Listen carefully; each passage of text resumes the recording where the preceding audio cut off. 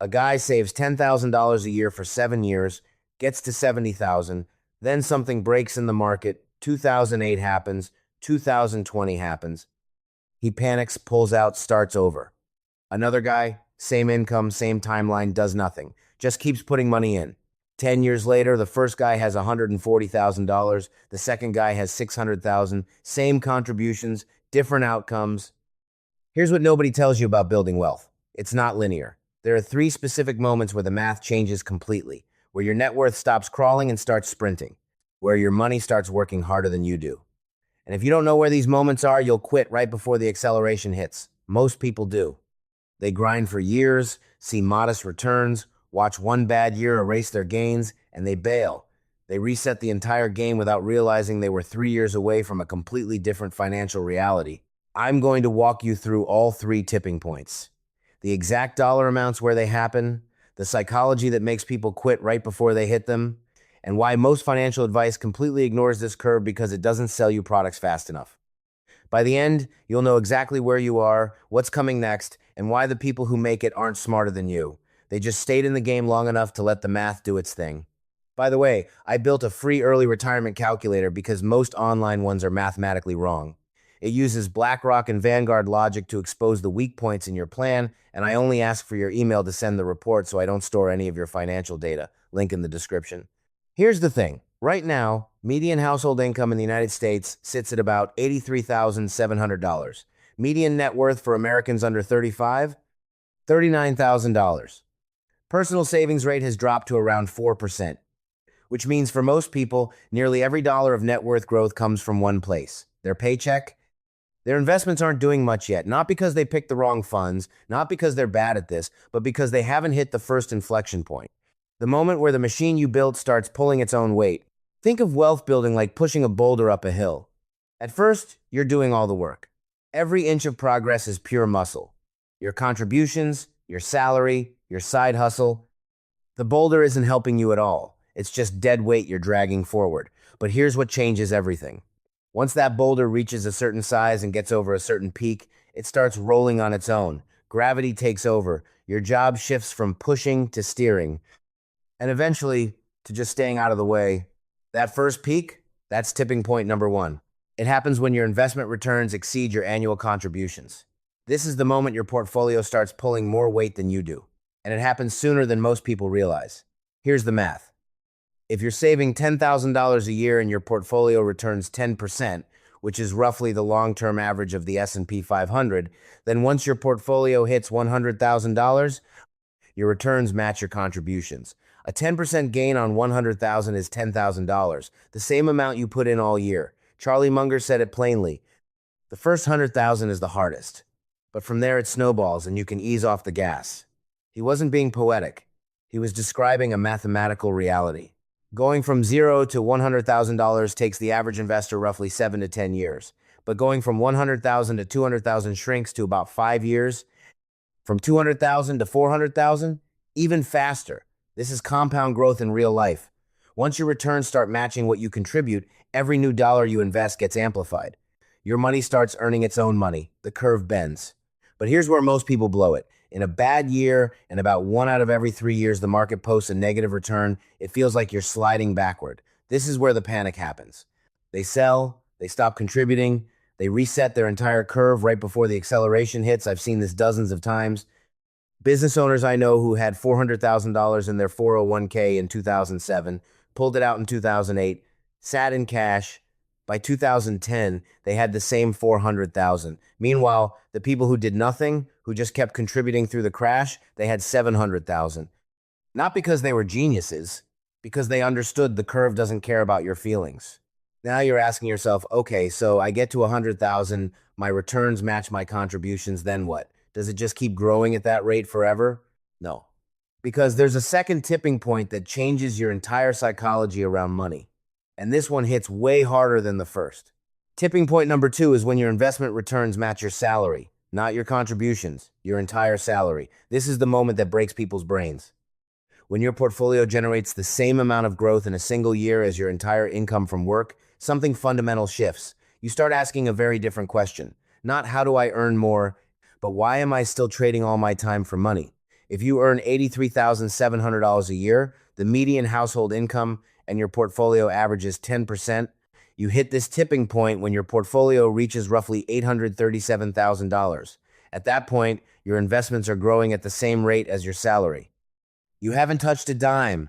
You're still working, but your portfolio just matched your entire year's income and growth alone. Now consider a great year. The S&P 500 returned over 26% in 2023 and over 25% in 2024.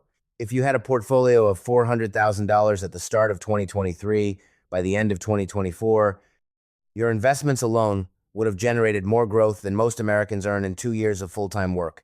You didn't work overtime, you didn't get a raise, your money just outran your salary.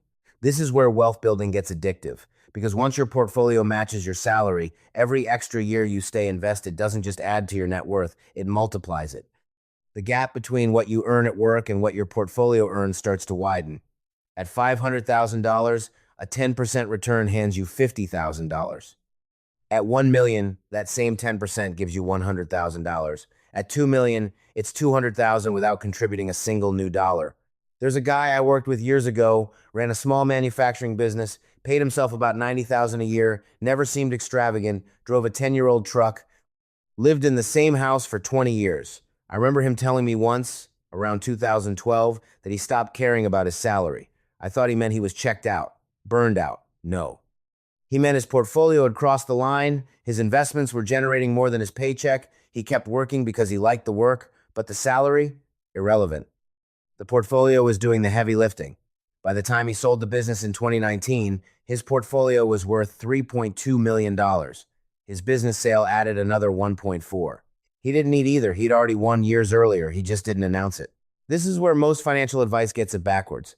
Everyone tells you to focus on income, increase your salary, get a promotion, start a side hustle, and sure, that matters early on.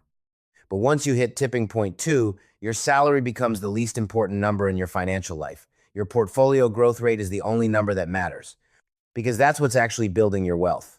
But there's a third tipping point, and this one's the finish line. Tipping point number 3 is financial independence. This is the point where your portfolio can cover all your living expenses indefinitely. You don't have to work anymore. The machine you built is now big enough to sustain your life on its own. The standard benchmark is the 4% rule. You take your annual living expenses, multiply by 25, and that's your number. If you spend $60,000 a year, you need $1.5 million. If you spend $80,000, your number is $2 million. If you spend $100,000, you're looking at $2.5 million. Sounds like a lot, and for some people it is. But here's the part nobody talks about. Most of the distance between where you are now and that number gets covered by tipping points 1 and 2. Once your returns are outpacing your contributions and matching your salary, the compounding does the rest. You're not grinding anymore, you're coasting. The boulder is rolling downhill. The median net worth for Americans between 55 and 64 is about $364,500. The average is over $1.5 million. That gap tells you something important. The people who hit these tipping points early and stayed consistent didn't just get a little ahead, they got exponentially ahead. The average is pulled up by people who let compound growth do its thing over decades. Let me give you a concrete example. Meet Sarah. She's 32, makes $75,000 a year as a project manager. She started investing at 25, puts away $12,000 a year into a boring S&P 500 index fund. By 30, she had $65,000. Not bad, but not life-changing. Then something shifted. By 35, if she keeps the same pace and gets average returns, she'll have around $130,000. She'll cross tipping point 1. Her returns will start matching her contributions. By 40, she'll have $220,000. By 45, $400,000. By 50, $750,000. She'll hit tipping point 2 somewhere around 48. Her portfolio growth will match her salary. And here's the kicker. If she keeps working until 55, her portfolio will be worth $1.4 million. If she keeps going to 60, $2.3 million. She'll hit financial independence before she qualifies for Social Security. Not because she was a genius stock picker, because she started early, stayed consistent, and let the 3 tipping points do their thing. Now here's where it gets really interesting. Most people never hit any of these tipping points. Not because they don't earn enough, not because they don't invest, but because they quit during the flat part of the curve, the first 5 to 7 years where it feels like nothing is happening. where they're putting in 10,000 a year and their portfolio is growing by 3,000, where a bad year wipes out a year's worth of contributions and they think the whole thing is a scam. There's a reason the personal finance industry doesn't talk about this curve, because it's boring. It doesn't sell products. You can't package do nothing for 10 years into a course. You can't charge a subscription fee for keep contributing through the crash. But that's the game, the entire game.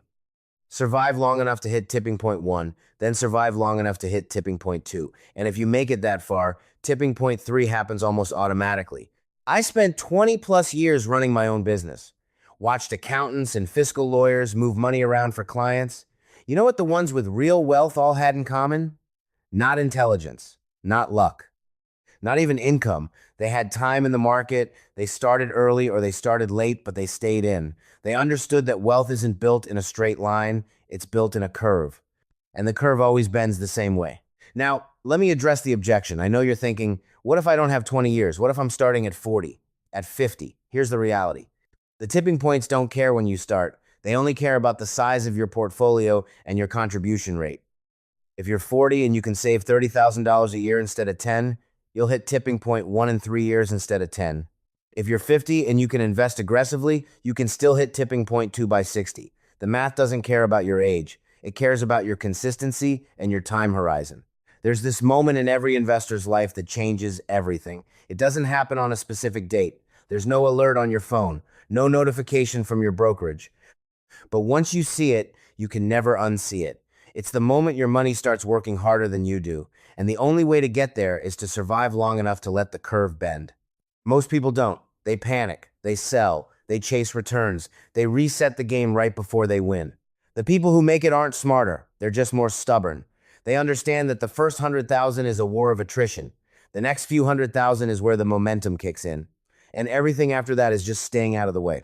So here's what you need to do. 3 things. First, figure out where you are on the curve. Look at your portfolio value. Look at your annual contributions. If your portfolio is less than 10 times your annual contribution, you're still in the grind phase. Keep going. If it's between 10 and 25 times, you're approaching the acceleration zone. And if it's over 25 times, you're closer to financial independence than you think. Second, stop checking your portfolio every day. Seriously, the more you look, the more likely you are to panic during a bad month and reset your progress. Check it once a quarter, rebalance once a year. That's it. Third, automate everything. Set up automatic contributions, automatic rebalancing, remove yourself from the equation. Because the biggest threat to your wealth isn't the market, it's you. The math is on your side, the curve is real, the tipping points will happen if you stay in long enough, and the only question that matters is whether you'll still be holding when they do. Don't work for money. Own the companies that do.